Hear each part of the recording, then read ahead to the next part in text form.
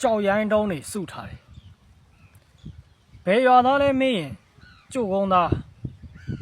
ဘယ်မှာနေလဲမေးရင်တော့မန္တလေးရွှေမြို့တော့ပေါ့ဘယ်ရောက်နေလဲမေးရင်တော့အတီးတကြမရှိသေးပါဘူးဗျာညီမလေးတယောက်မှတ်ချက်ပေးသလိုပေါ့အကိုကခြေတော့မှပွေးပါဝင်ရတယ်ခင်ဗျားတို့ပြောရင်ယုံမလားတော့မသိဘူး9နှစ်ကြော်ကလေးကထွက်လာတဲ့ခီး16နှစ်ထိခီးမပြီးသေးဘူးကဘာမပတ်ရဲလို့နိုင်ငံပတ်နေတာပါဗျာဘူးတလင်စိုင်မြင်ကြီးစတဲ့မြို့သေးသေးတွေကစရန်ကုန်လိုရွှေမြို့တော်ကြီးထိကျွန်တော်ခြေဆန့်ဘူးတယ်တနည်းအားဖြင့်ကြပြာခြေလန်းနေလှမ်းခဲ့ဘူးတယ်ကြောဝါခြင်းလို့မဟုတ်ဘူးနော်ဒီကြောက်စိမ်းတုံးတွေကိုဈေးပန်းခင်းပြခြင်းအောင်တတ်တတ်ပါ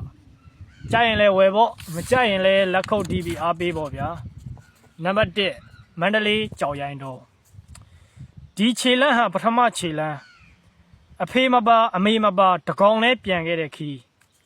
ဆိုင်ကယ်တွေပေါ်တဲ့မြို့မှာဆိုင်ကယ်မတိုက်မိအောင်ရှောင်ရင်းဆိုင်ကယ်တိုက်ခံရတဲ့မြို့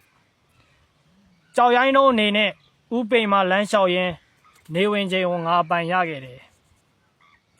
ဘာဂရကန္နာယောအောင်ချမ်းသာဓမ္မရဝါဆို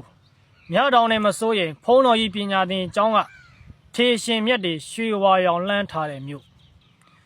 ကျန်စစ်သားဆန္ဒမှုခီဘလူးမောက်ကိုကြောက်လို့ပြေးလေသလားမေးတော့သူရဲကောင်းတွေကဒီမြို့ကနေဘယ်မှမပြေးဘူးတဲ့ကွာကုသိုလ်တော်မှာပွင့်တဲ့ခီတွေမဟာမြတ်မုနီမှာစတနိုင်ငံလုံးမွေးပါစေချစ်ခီလဲနှွေးစေသောစစ်ကြီးလဲပြီးစေသော